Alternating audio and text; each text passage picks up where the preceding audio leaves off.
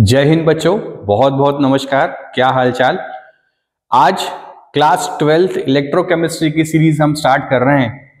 बच्चों, class 12th में सबसे ज्यादा जो वेटेज वाला चैप्टर है वो है इलेक्ट्रोकेमिस्ट्री, जिसका 9 मार्क्स का वेटेज है। तो आज के लेक्चर नंबर 1 में हम इलेक्ट्रोकेमिस्ट्री के इंट्रोडक्शन पार्ट को समझेंगे, रेडॉक्स से कुछ कॉन्सेप्ट समझेंगे, जो क्लास 11th में आपने डेनियल सेल पढ़ा है उसके बारे में बात करेंगे।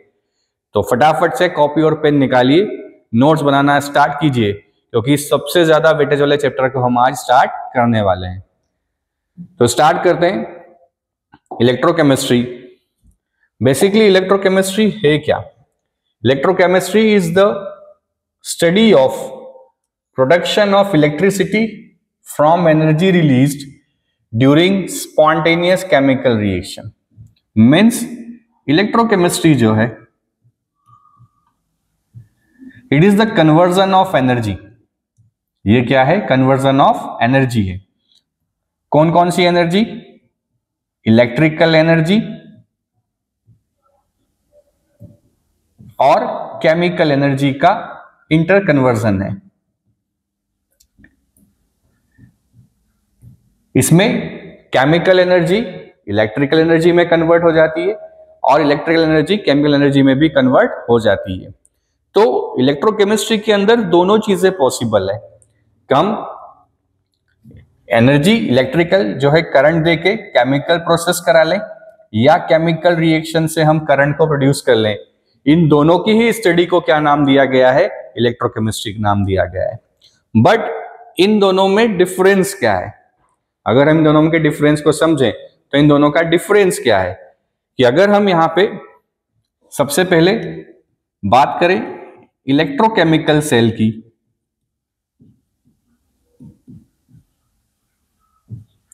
तो इलेक्ट्रोकेमिकल सेल में क्या है बच्चों? केमिकल एनर्जी जो है वो केमिकल एनर्जी को कन्वर्ट किया जाता है किसके अंदर? इलेक्ट्रिकल एनर्जी के अंदर। तो chemical energy is converted into the electrical energy. यहां पे ये प्रोसेस स्पॉन्टेनियस होता है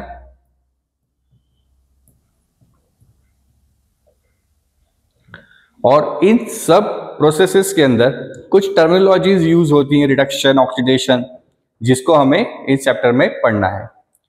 तो फर्स्ट पार्ट में हम इलेक्ट्रोकेमिकल सेल पढ़ेंगे, देन हमें इलेक्ट्रोलिटिक सेल पढ़ना है। इलेक्ट्रोलिटिक सेल के अंदर क्या होगा? जो इलेक्ट्रिकल एनर्जी है उस इलेक्ट्रिकल एनर्जी को कन्वर्ट किया जाएगा केमिकल एनर्जी में। मतलब chemical processes to be done in the presence of any electrical source of energy. Chemical process करवाई जाएगी किसकी हेल्प से? बैटरी की हेल्प से। तो उस सेल को क्या नाम दिया गया है? Electrolytic cell. तो दो टाइप के इलेक्ट्रोकेमिस्ट्री में हम पार्ट पढ़ते हैं। पहला इलेक्ट्रोकेमिकल सेल, दूसरा इलेक्ट्रोलिटिक सेल। साथ ही साथ हमें पूरे चैप्टर के अंदर जो टॉपिक कवर करना है, पहले तो हमें इलेक्ट्रोकेमिकल सेल करना है, देन हमें नर्स्ट इक्वेशन कवर करना है, देन हमें कंडक्टिविटी, मोलर कंडक्टिविटी कवर करना है, देन हमें इलेक्ट्रोलिटिक सेल कवर करना है,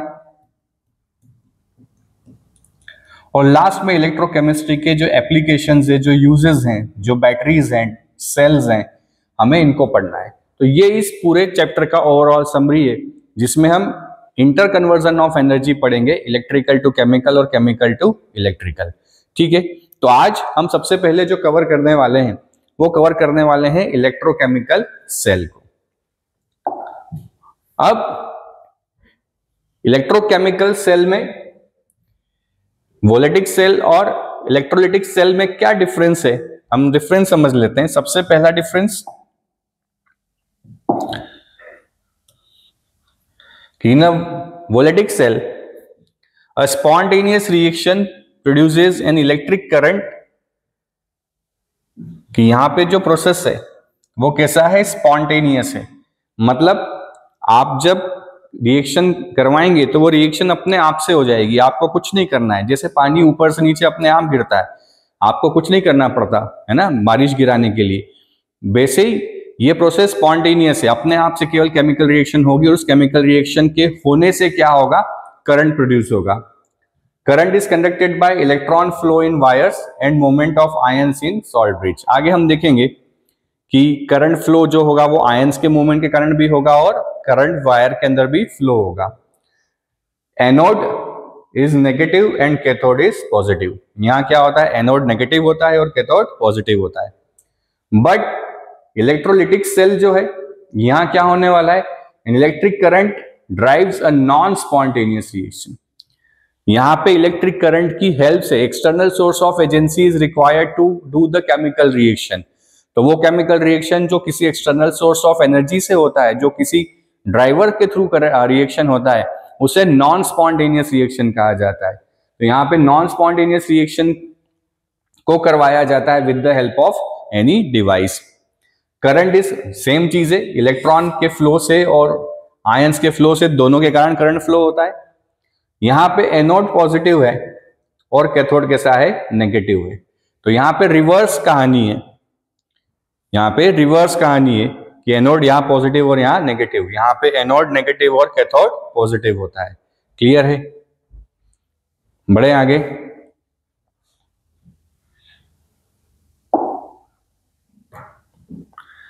अब यहां पे सबसे पहले जो हमें पढ़ना है,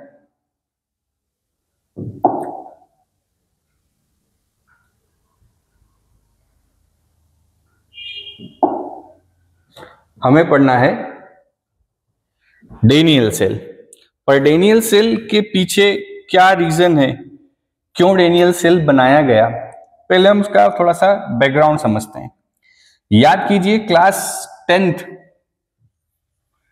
10th के अंदर एक केमिकल रिएक्शन आपने पढ़ा है जिसे कहा जाता था डिस्प्लेसमेंट रिएक्शन।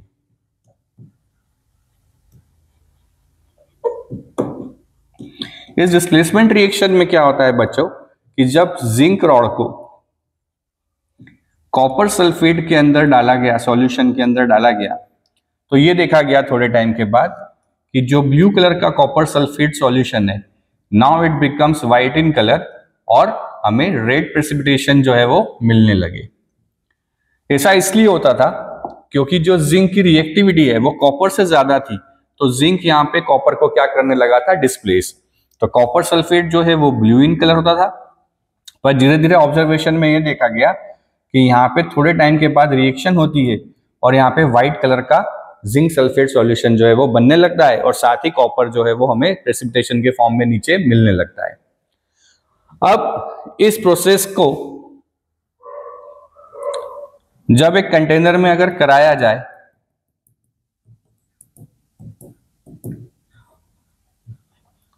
तो ये एक CuSO4 का एक्वियस सॉल्यूशन,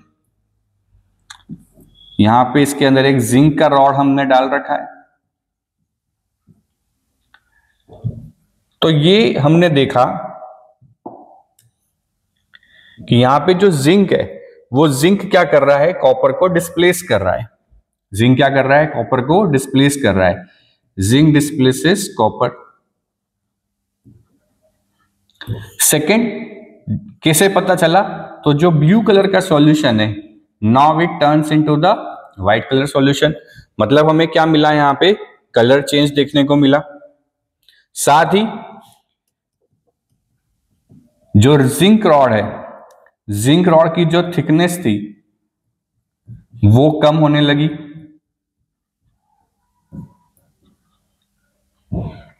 और अगर इस पूरे सॉल्यूशन में एक थर्मोमीटर हम लगा दें तो ये देखा गया कि यहां पे जो है टेम्परेचर चेंज होता है। इसका मतलब इस पूरे केमिकल रिएक्शन में अगर हम इसका रेडॉक्स रिएक्शन में थोड़ा सा ऑक्सीडेशन स्टेट निकाल के चेक करें तो जिंक 0, कॉपर यहां पे है +2, जिंक बन गया यहां पे +2 और कॉपर हो गया 0। मतलब जिंक का हो गया ऑक्सीडेशन और कॉपर का हो गया रिडक्शन। तो इस पूरे प्रोसेस में जिंक जो है वो 2 इलेक्ट्रॉन लूज करके ऑक्सीडाइज हो रहा है और कॉपर 2 इलेक्ट्रॉनों को गेन करके रिड्यूस हो रहा है। मतलब it is a complete redox reaction. और इस पूरे रेडॉक्स रिएक्शन में क्या हो रहा है बच्चों कि जो टेम्परेचर चेंज है, इसका मतलब हीट एनर्जी रिलीज हो रही है। क्या हो रही है? हीट एनर्जी रिलीज हो रही है। इसका मतलब इस पर्टिकुलर रेडॉक्स रिएक्शन के होने से हमें एनर्जी मिल रही है in the form of heat. अब साइंटिस्ट लोगों ने ये देखा कि ये जो हीट एनर्जी यहां से रिलीज हो रही है, इस एनर्जी को they are not able to utilise, वो यूटिलाइज नहीं कर पा रहे हैं। तो इन्होंने क्या किया कि एक पर्टिकुलर सेल बनाया कि जो ये पूरा प्रोसेस एक कंटेनर में हो रहा है, उस पूरे प्रोसेस को एक कंटेनर की जगह उसने 2 कंटेनर में किया। फिर से यहाँ पे ये एक रेडॉक्स रिएक्शन था और इस रेडॉक्स रिएक्शन में जो ऑब्जर्वेशन हमने देखे कि कलर चेंज हो रहा है, जिंक रॉड की थिकनेस कम होती जा रही है, यहाँ पे पीपीटी मिल रहा है, रेड पीपीटी मिल रहा है, रेड ब्राउन पीपीटी भी मिल रहा है। तो इस पूरे प्रोसेस के अंदर रेडॉक्स रिएक्शन में साथ में टेम्परेचर चेंज हो रहा है। और टेम्परेचर चेंज का मतलब कि जब ये केमिकल रिएक्शन हुई है तो इस केमिकल रिएक्शन के होने से जो चेंज हम ऑब्जर्व कर रहे हैं वो चेंज क्या है? In the form of energy release हो रहा है, हीट के फॉर्म में हमें मिल रहा है, बट इस हीट को यूटिलाइज नहीं कर पा रहे हैं। इसलिए क्या कहा गया कि ये सेटअप को थोड़ा सा मॉडिफाई किया गया और इस सेटअप को मॉडिफाइड करके डेनियल ने एक अपना सेल बनाया जिसे डेनियल सेल, गैल्वेनिक सेल या वोलेटिक सेल कहा जाता है। तो इतना आप नोट कीजिए, फटाफट से जल्दी से नोट कीजिए।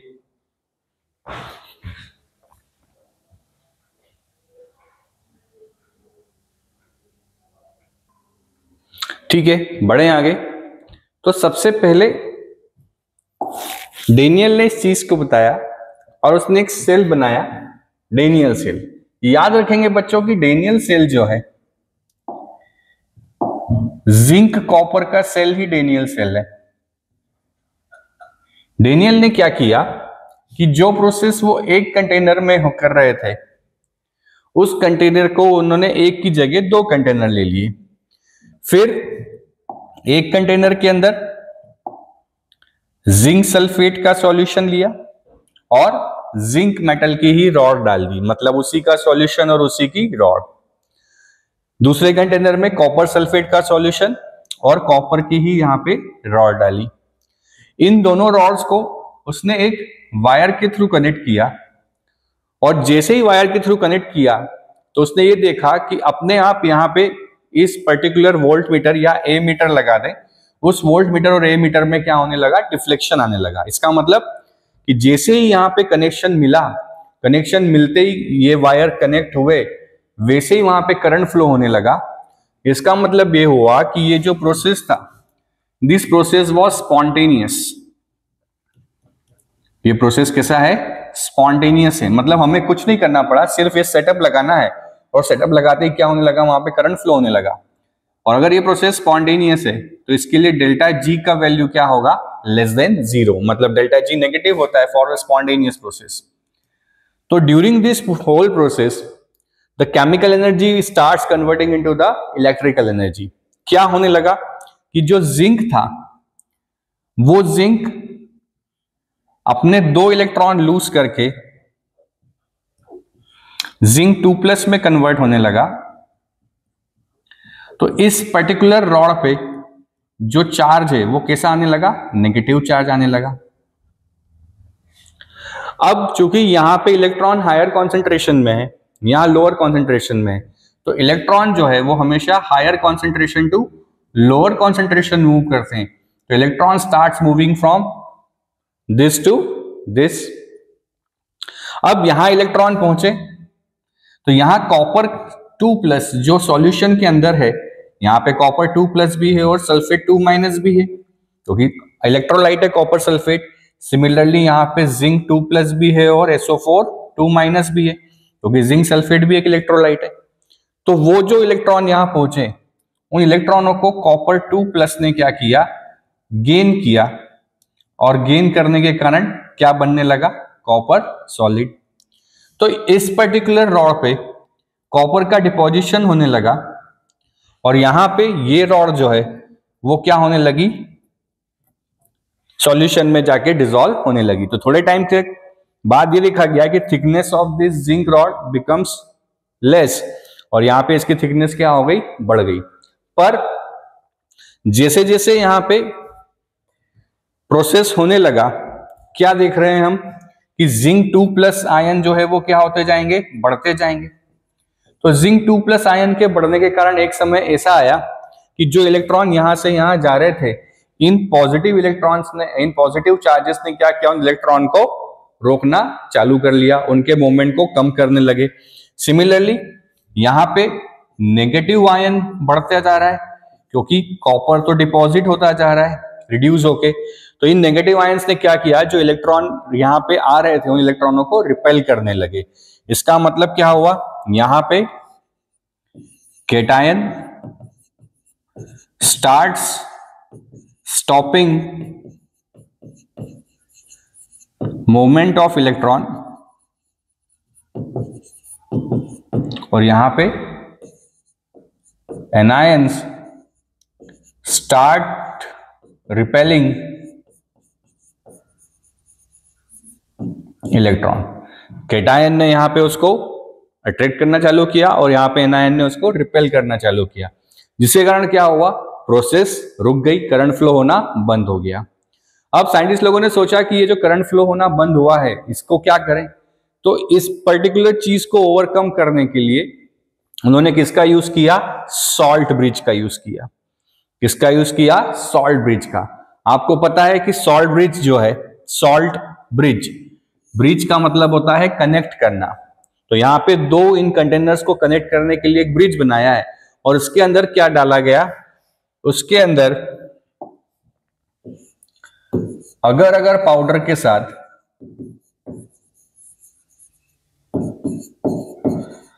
इलेक्ट्रोलाइट्स जैसे कि KCl, KNO3 ऐसे इलेक्ट्रोलाइट्स को यहां पे मिलाया गया, ठीक है। अब उससे क्या हुआ कि जो इलेक्ट्रोलाइट यहां पे मिलाए गए, जैसे कि यहां पे KCl दिख रहा है हमें, तो इसके पास क्या है, K+ और Cl-। तो यहां पे पॉजिटिव चार्ज बढ़ रहा था तो Cl- को कहां पहुंचाया, यहां पे, और K+ को कहां पहुंचाया, यहां पे, क्योंकि यहां पे क्या हो रहा था, नेगेटिव चार्ज बढ़ रहा था। तो जैसे ये यहां पहुंचे, इन्होंने क्या किया, इन पॉजिटिव आयंस को न्यूट्रलाइज करना चालू किया। ये यहां पहुंचा, इसने क्या किया, नेगेटिव आयंस को न्यूट्रलाइज करना चालू किया। तो जो यहां पे रोल होता है इस सॉल्ट ब्रिज का रोल यही होता है कि वो क्या करता है, यहां पे मिनिमाइज करता है, न्यूट्रलाइज करता है, न्यूट्रलाइजेस चार्ज। और जब ये चार्ज न्यूट्रलाइज होता है तो चार्ज न्यूट्रलाइजेशन से क्या होता है, ये प्रोसेस फिर से स्टार्ट होने लगती है। ठीक है, समझ पा रहे हैं, नोट कीजिए इतना।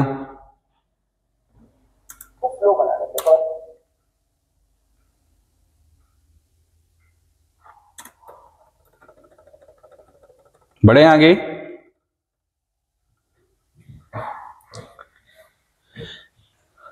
तो जब यहां पे अगर इलेक्ट्रॉन्स करंट फ्लो हो रहा है, इसका मतलब क्या होगा, यहां पे कुछ ना कुछ पोटेंशियल डेवलप होगा। तो ये पोटेंशियल यहां डेवलप होगा, एक पोटेंशियल यहां डेवलप होगा। तो पोटेंशियल डिफरेंस के कारण जो यहाँ पे सेल का पोटेंशियल देखा जाता है वो देखा जाता है कितना, 1.1 वोल्ट। मतलब ये पूरा सेटअप एक 1.1 वोल्ट की बैटरी के जैसे काम करने लगता है। इसका मतलब ये हुआ कि यहाँ पे बाय ऑक्सीडेशन और बाय रिडक्शन, एक रेडॉक्स रिएक्शन के थ्रू जो केमिकल एनर्जी थी, it converts into the electrical energy. वो किस में कन्वर्ट हो गई, इलेक्ट्रिकल एनर्जी में कन्वर्ट हो गई। नोट कीजिए इसे।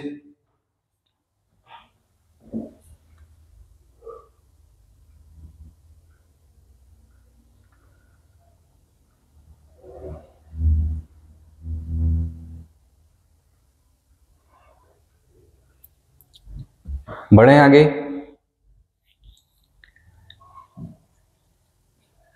अच्छा, क्या यहाँ हम किसी भी इलेक्ट्रोलाइट को ले सकते हैं?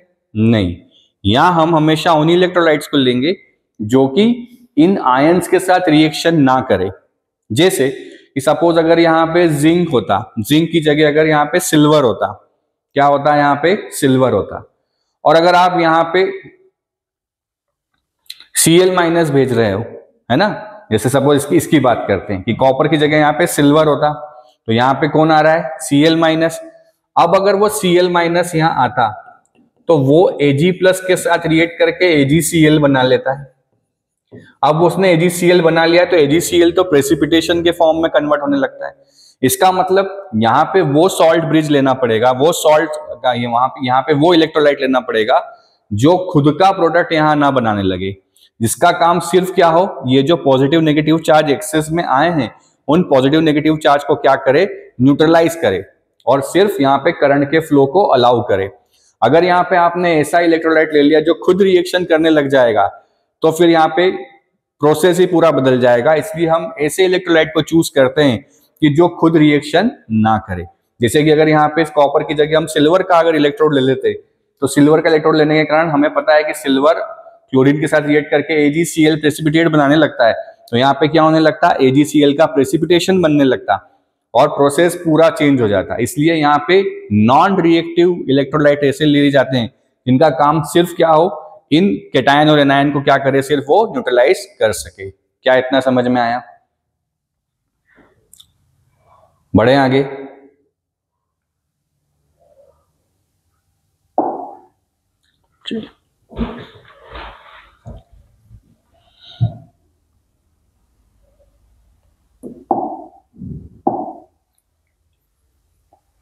चलिए इसको थोड़ा सा एक चीज और समझते हैं।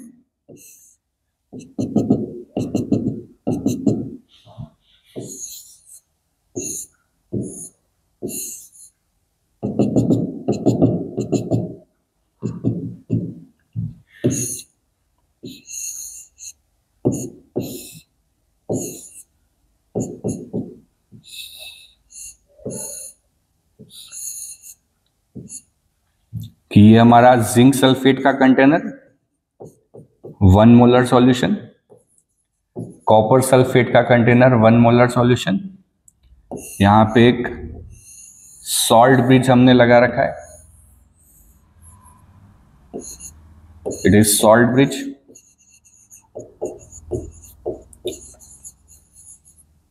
और जो इस सेल के क्रॉस पोटेंशियल हमें दिख रहा है वो कितना है? 1.1 वोल्ट मिलता है। मतलब जो पोटेंशियल यहाँ मिलता है वो क्या होता है? 1.1 वोल्ट का होता है। ये हो गया जिंक का रॉड, ये हो गया कॉपर का रॉड। अब अगर इस पूरे में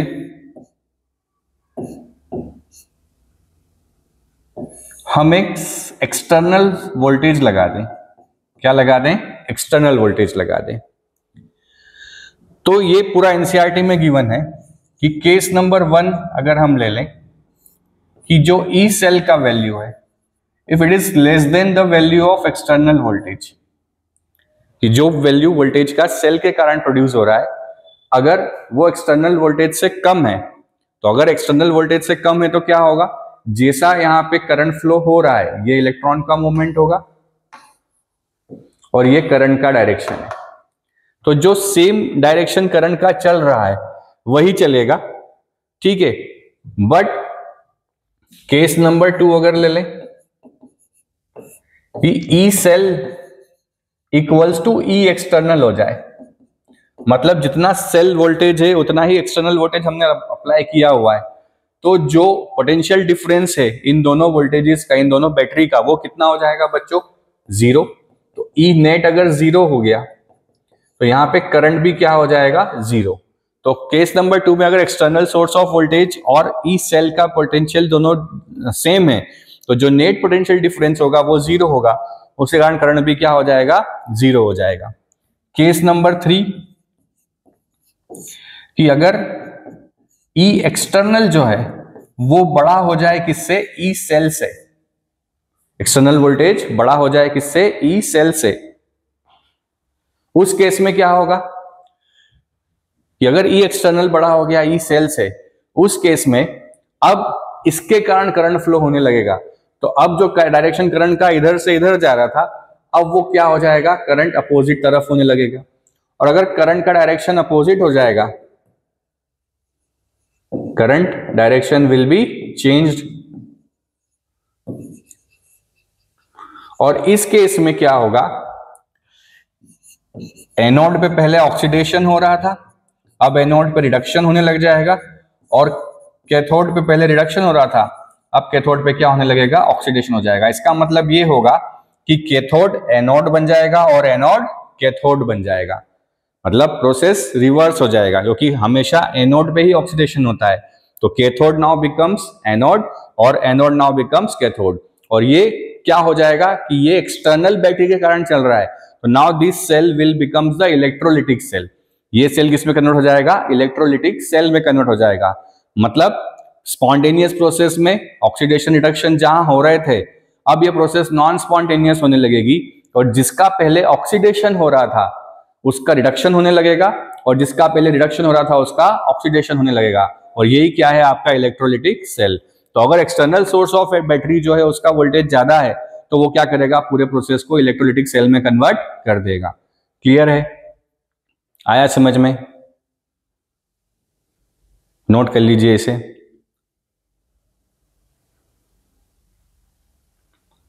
बढ़े आगे।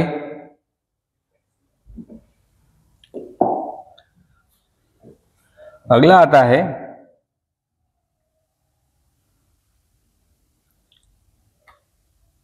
Representation of cell.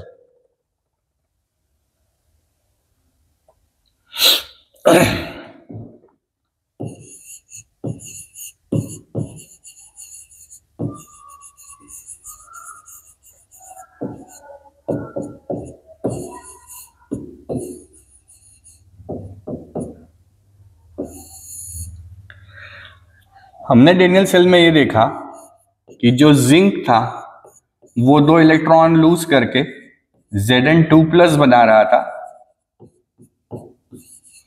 और वी नो वेरी वेल कि लूज ऑफ इलेक्ट्रॉन जो है वो कहलाता है ऑक्सीडेशन।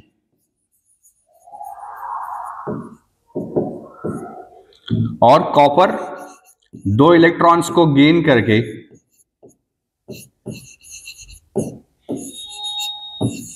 कॉपर सॉलिड में कन्वर्ट हो रहा था, और इसे कहा जाता है रिडक्शन। तो सेल में हमने देखा कि ये वाला कंटेनर लेफ्ट हैंड साइड था, ये वाला कंटेनर राइट हैंड साइड था। तो लेफ्ट साइड में क्या हो रहा है बच्चों, ऑक्सीडेशन। लेफ्ट साइड वाले को हमने क्या माना था, एनोड। दूसरा,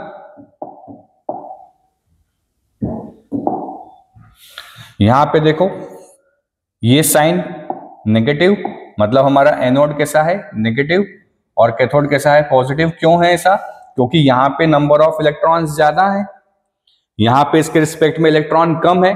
तो ये कैसा होगा, नेगेटिव टर्मिनल, और ये कैसा होगा, पॉजिटिव टर्मिनल। ठीक है, तो एनोड कैसा होता है, नेगेटिव।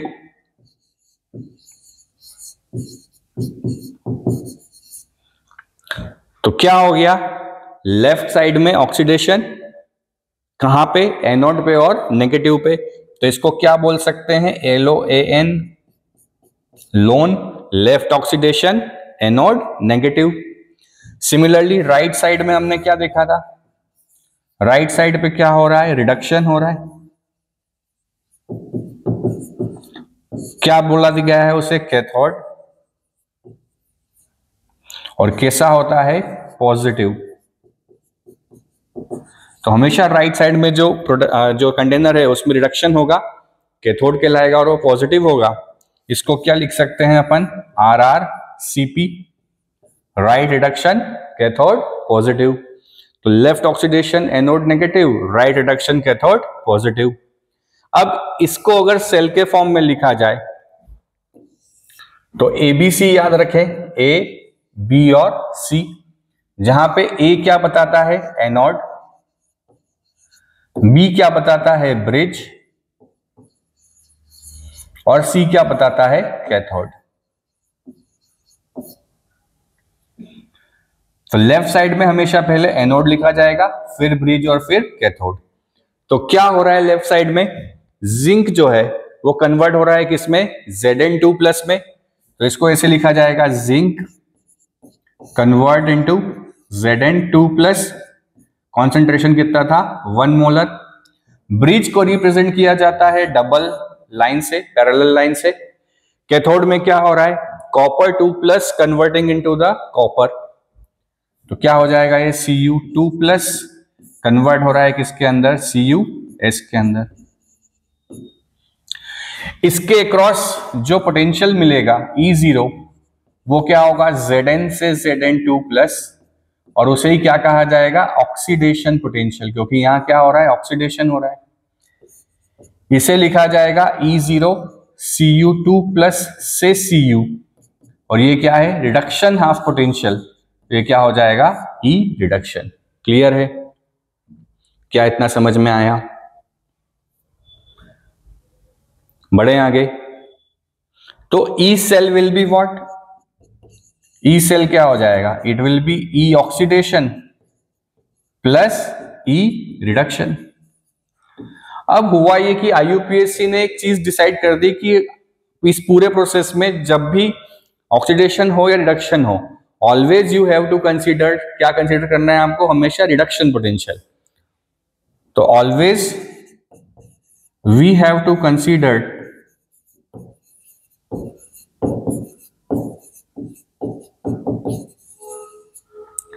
Reduction potential.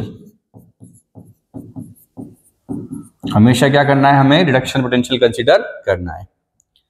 तो कोई भी रिडक्शन ऑक्सीडेशन क्या चीज है, ये ऑक्सीडेशन हो रहा है, इस प्रोसेस को अगर हम रिवर्स कर दें तो यहां पे क्या होने लगेगा, रिडक्शन होने लगेगा। तो ई ऑक्सीडेशन जो है वो ई रिडक्शन के क्या होगा, सेम होगा, बट साइन कैसा हो जाएगा, नेगेटिव। जैसे कि अगर हम कहें कि जिंक का ऑक्सीडेशन पोटेंशियल 0.74 वोल्ट है, तो इसका रिडक्शन पोटेंशियल कितना हो जाएगा, Zn2 plus 2Zn will be minus 0.74 volt. कि अगर Zn से Zn2 प्लस का ऑक्सीडेशन पोटेंशियल प्लस का 0.74 वोल्ट है, तो Zn2 प्लस से Zn का रिडक्शन पोटेंशियल क्या हो जाएगा, माइनस 0.74 वोल्ट, नथिंग है, इसके अलावा और कुछ भी नहीं होगा। क्लियर है, क्या ये बात समझ में आई। तो फॉर डेनियल सेल क्या बन जाएगा बच्चों, ई सेल विल बी क्या हो रहा था, रिडक्शन किसका हो रहा था, कॉपर 2 प्लस से कॉपर में जा रहा था, प्लस ऑक्सीडेशन पोटेंशियल में क्या लिख रहे थे हम, Zn से Zn2 प्लस, बट ये ऑक्सीडेशन पोटेंशियल था, इसको रिडक्शन पोटेंशियल में अगर कन्वर्ट करेंगे तो क्या बन जाएगा, E0 Cu2 प्लस से Cu, now it will B minus E0 Zn2 plus से Zn।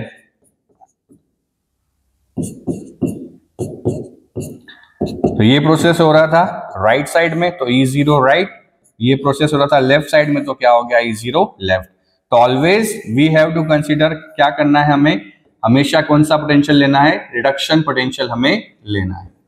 तो ई सेल बराबर क्या बन गया, ई राइट माइनस ई लेफ्ट। क्लियर है, क्या ये बात समझ में आई। तो हमेशा हमें पोटेंशियल कौन सा कंसीडर करना है, रिडक्शन पोटेंशियल ही कंसीडर करना है। अगर हमें ऑक्सीडेशन पोटेंशियल गिवन है क्वेश्चन में, तो हमें उसको रिडक्शन में ही कन्वर्ट करना है, just by changing the sign, हमें उस साइन को बदल देना है, इसके अलावा और कोई चेंज नहीं करना है। क्लियर है। जैसे फॉर एग्जांपल हमने लिया कि A था, it is converting into the A2 plus by losing 2 electron. एक B है, it is converting into the B bye gaining 2 electron. इसका सेल रिप्रेजेंटेशन बनाए,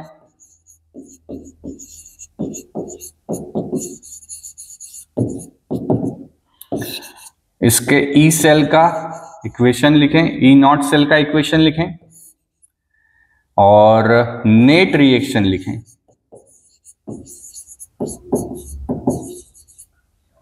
चलिए सेल रिप्रेजेंटेशन देखते हैं। ए का ऑक्सीडेशन हो रहा है तो A converting into the A2+ bridge, और बी का रिडक्शन हो रहा है तो B3+ converting into the B.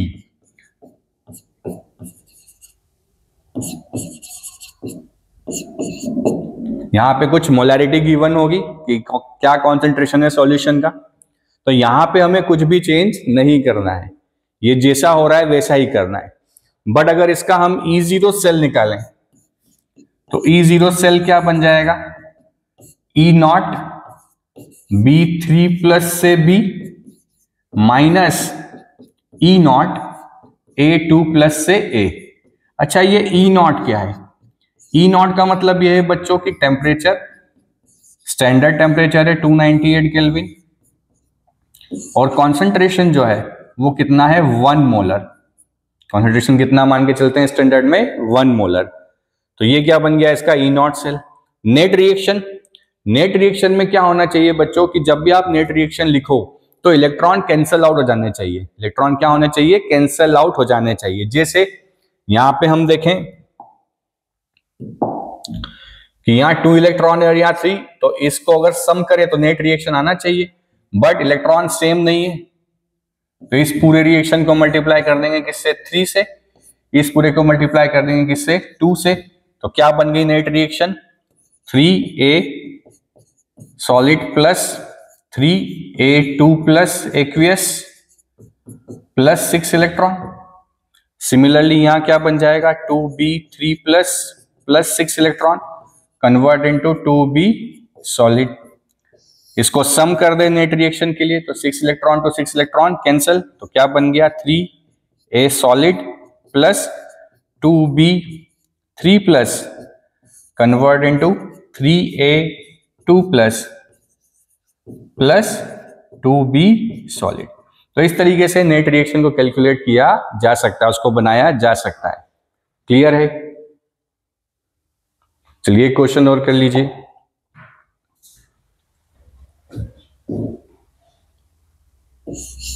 अब सेल रिप्रेजेंटेशन बता देते हैं, बना देते हैं, और वहां से आप क्या करें, हाफ रिएक्शंस लिखें।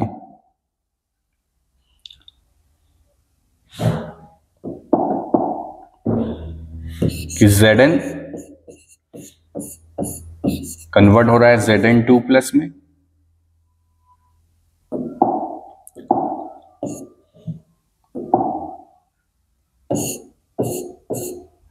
और Ag+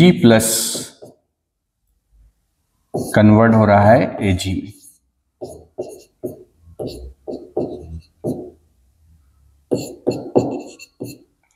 तो ऑक्सीडेशन हाफ सेल रिएक्शन क्या हो जाएगी,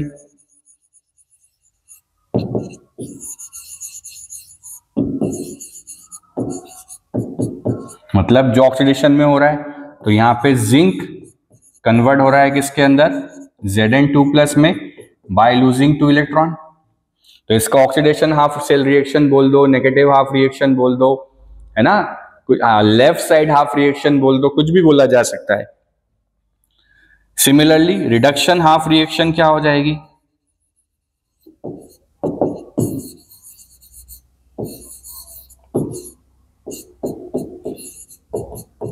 कि Ag+ से Ag में जा रहा है तो ये प्लस हटाने के लिए एक इलेक्ट्रॉन गेन करेगा, तो क्या बन गया यहां पे Ag सॉलिड। तो what will be the net reaction, तो नेट रिएक्शन में इनको सम करें, पर सम करने में क्या समस्या आ रही है, यहां 2 इलेक्ट्रॉन्स हैं, यहां एक ही इलेक्ट्रॉन है, तो इस पूरे को किससे मल्टीप्लाई करना पड़ेगा, 2 से। तो क्या बन गई equation, Zns convert into Zn2+ plus 2 electron and 2Ag+ plus 2 electron convert into 2Ag solid. इसको सम कर दें तो 2 इलेक्ट्रॉन से 2 इलेक्ट्रॉन कैंसिल, तो क्या बना, zinc solid plus 2Ag+ convert into Zn2+ plus 2Ag। It will be the net chemical reaction. Clear है? आया समझ में? तो इसको आपको ध्यान रखना है, बड़ा सिंपल सा टॉपिक है। तो